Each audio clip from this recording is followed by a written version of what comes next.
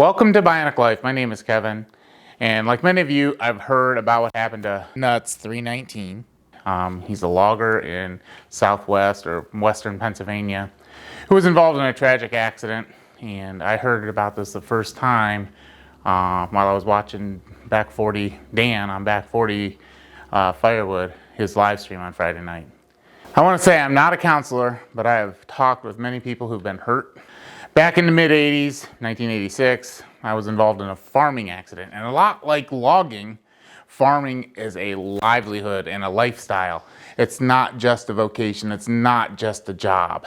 It was a lifestyle. I was hurt in a rotating power shaft, a PTO shaft, where I lost my right leg, a traumatic amputation at the scene, and I had a crushing, more of a shattering injury to my lower left leg. The tibia and fibula were crushed. It looked like a candy cane inside the wrapper at Christmas time, kicked around the Walmart floor. All those little shards contained by the wrapper. I was in the hospital for 2 months the first day. I had subsequent surgeries and multiple stays in hospital since then. But I've always had a decent attitude. In fact, my doctor, Dr. Frankovich, he was my chief orthopedic surgeon. He asked me to speak to other people who've been hurt, just kind of give them a little encouragement. After my accident, there was an outpouring of community support. And at that time, the social media wasn't the community. Community meant the local ag community, the local towns, the local fire departments. There were benefit dinners, reverse raffles, all of that type of thing. It was pretty humbling, to say the least. But in this day and age, we now have a social media community. And it's a little different, but it's not. It's the same. I know I'm gonna mess some names, and I didn't watch all the videos. A few of them are Cotton Top 3, which I believe his name's Tim. Mike Morgan from Outdoors with the Morgans. You had Logger Wade. I know he was mentioned. I don't know if he put out a video. Dirt Perfect put out a live. And I'm sure I'm missing a few. I mean, let's face it, there are pros and cons to social media. But social, like I said, is what you make it. Just to give you a brief example, I'm pretty active on a large Pew Pew forum, and it's probably the predominant black Pew Pew forum in the country. We had a tornado that came through the area back in 2007 and took out a fellow forum member's house. I mean, it didn't totally level it, but it wiped it pretty good. We had a team of online personalities and online usernames show up with chainsaws, an excavator, tractors, and trailers, and helped clean up this forum member's house. That's social media that did that. A few years later, I had surgery. Leg, it's an ongoing thing, still have issues, and I was down right at the time I needed to be cutting firewood. And some of these same members, some different members, showed up and helped cut firewood. So to me, there's a lot of positive in social media, and you're seeing that with the outpouring of support from the other YouTube channels. And I'm just a small fish. I've met some of the other bigger YouTubers. I have some that I would consider them close friends, or maybe not in the firewood venue or niche, however you want to say it.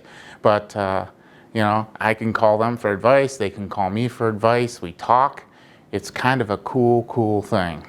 Being humbled to have people show up to help you. I know the one forum member, he experienced it. I experienced it when people showed up at my place to help cut. It can be humbling to accept help. And just like Cotton Top 3, he made a good point in his video about accepting the blessings from others. And that can be tough. It can be a tough pill to swallow, especially if you're not used to it, accepting that help. But accepting help and the blessing that somebody is freely giving you is a huge, it's an act of service. Another thing that Cotton Top 3 said, or Tim, he also said that the need is long-term, and that is 100% true. Right now, the family's hurting. The loved ones are hurting. Lauren is hurting. I'm not sure what Pete's family structure is like. I don't know if he has parents in the picture or siblings, but anybody who is closely related to them, friends or family, are hurting. Initially, they're sitting outside those doors waiting for them to open, and doctors and nurses to give updates, or they're looking at the board up on the wall that's displaying the status of the surgery that's happening. That, you know, I've seen these now. That's kind of a new system, a newer system. You know, these people are hurting, and they're going to not just need help now, not necessarily even help, but support, I would say.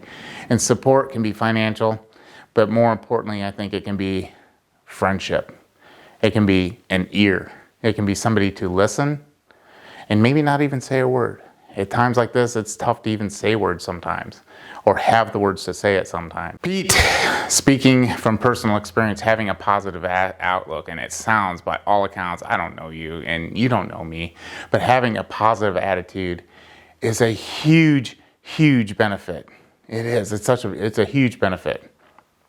But I think initially, you know, you may not see it, but I'm going to speak from my personal experience. There are tough nights. There are tough days. There are nights when you've watched the 500th rerun of Magnum PI laying in that bed, and you're just thinking about, man, the woulda, coulda, shouldas. Just don't beat yourself up over that. And that's tough. You know, I've been there. And I'm not saying there aren't days like that now where I could look over at my leg leaning against the wall and think, man, I gotta put that thing on. And there's just such a process to getting going. And sometimes that simple thing of putting a prosthetic on, or, you know, all the steps that are involved in getting ready for the day can seem like such a huge hurdle. It's my encouragement that you use the strength of all the people who want to help to push through those things. These tough times, they can stress your faith. They can stress your personality. I mean, let's face it, you're on pain meds. They can do things. And even if you're, you know, maybe a tough type, and I'm kind of fall into that cap. I try to refuse taking any pain meds other than over-the-counter stuff.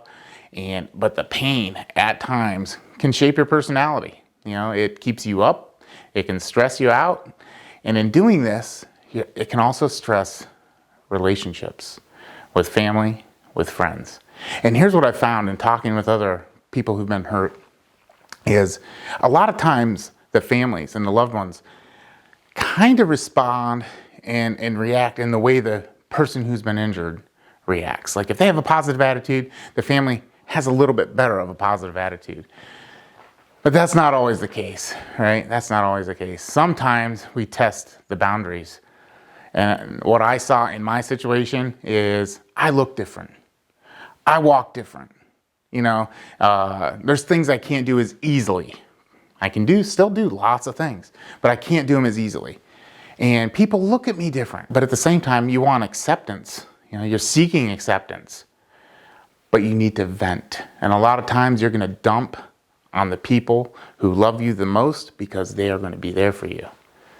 So Lauren, any siblings, any good close friends, you know, just be aware this happens. I've seen it happen and I saw that I did it. There are going to be setbacks, but there are also going to be victories. And sometimes they may be small, like washing your hair with running water instead of that dry shampoo that they like to douse your head with in the bed. Brushing your teeth with running water. Using the bathroom.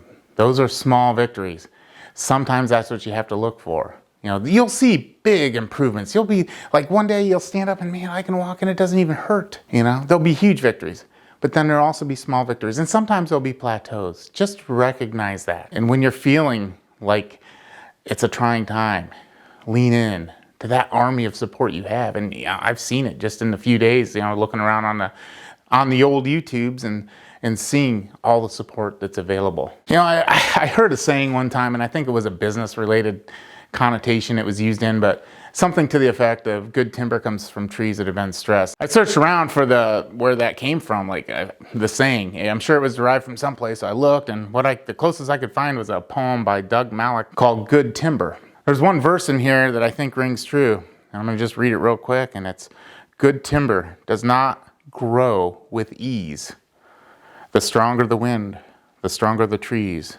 The further the sky, the greater the length. The more the storm, the more the strength. By sun and cold, by rain and snow, in trees and men, good timbers grow. When you're struggling, lean into that army of support you have. You know, you have it, take advantage of it. God bless.